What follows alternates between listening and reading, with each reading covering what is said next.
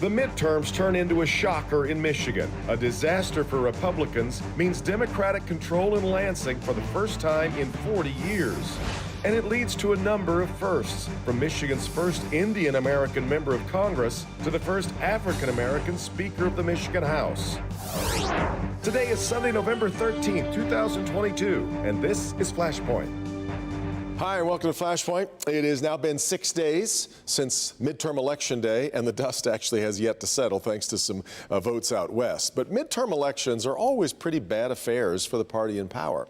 And yet in Michigan, the party in power mostly showed off its power. Those top-of-the-ticket races for governor, AG, Secretary of State, they weren't really all that close in the end. Neither were the votes on the three proposals, which all passed. But the real story came farther down the ticket. It was pretty much disaster for Republicans. Instead of just hoping to hang on to seats, Democrats took control of the state House and the state Senate for the first time in 40 years. Now, yes, redistricting had something to do with it, but a big part of the story is unfolding in the infighting that has broken out now inside the Michigan GOP. Republican leaders arguing over the fissures in the party that have developed around the influence of former President Trump.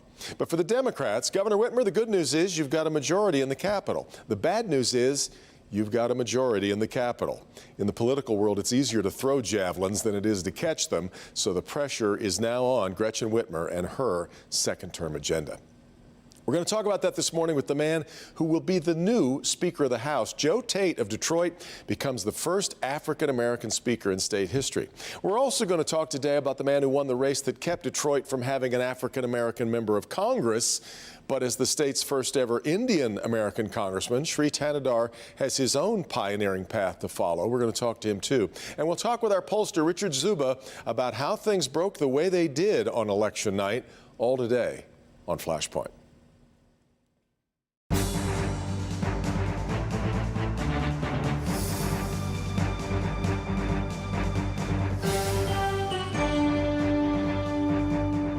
Well, perhaps the most startling development from Tuesday's election, the flip of the Michigan legislature from Republican to Democrat, a stunning turn of events when the playbook for the president's party during a midterm is usually just hoping for mere survival. Instead, the Dems take over Lansing for the first time in 40 years, and that comes with its own first. The first woman to be Senate Majority Leader, Winnie Brinks, and an African-American will be the Speaker of the Michigan House for the first time ever. And that's my first guest this morning, State Representative Joe Tate of Detroit. Representative Tate, and leader-elect, our Speaker-elect, for starters, congratulations.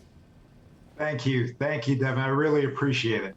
You had quite a week. If I had come to you on Monday and asked about your prospects for flipping both the Senate and the House, you would have told me what?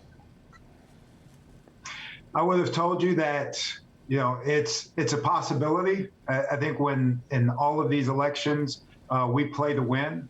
And specifically for the House, we knew that we had a pathway in terms of what we could do with the new maps and the way that they were drawn, more fair seats, and the way that our message resonated with people. We knew we had a path, but we didn't know until Election Day. So we were just keeping our pedal to the floor. Yeah. And trying to get across the finish line, and we were successful. Well, plenty of gas in the tank, obviously, to make that happen. Now, I'm really curious. You know what it's like to be on the minority side at the state capitol. Now you're on the majority side. Give me a little bit about what you see your approach here. Is it time to appreciate what it's like to be in the minority and try to bring them along? Or is it, sorry, guys, we win, you lose, here's how it's going to be? Well, the voters, you know, expressed their power, and they gave us majorities in the House and the Senate, and they reelected the governor. So I think we have our approach is we've been talking, at least in the House, for the past 12 years about things that need to get done, and they told us we have to get those done. They gave us that approval with last week's vote. So I think for us, we have to make sure that we are going at a good pace to make sure that we are ensuring that everything that we talked about on the campaign trail, we can make happen next year. I think there's an interesting thing that happens in politics, though, sometime with people misreading a mandate, and they may mistake dislike for the other party for absolute adoration for their party, and so all of a sudden we're hearing very dramatic talk about moving us back, getting rid of right to work, fair wage laws, on and on and on, things that would be pretty dramatic right out of the gate. Is that what you foresee? Well, I think, when you look at right to work, we know that, that legislation has had a detrimental effect on Michigan for a number of years in terms of what it's done. I think for us is, what does moving forward look like in terms of what we've been talking about and what we've been expressing. We've been in support of workers' rights and ensuring that the government is supporting our working families. We've been in support of investing in education, which we've done under Governor Whitmer's leadership. We are in support of infrastructure investment, which we've done.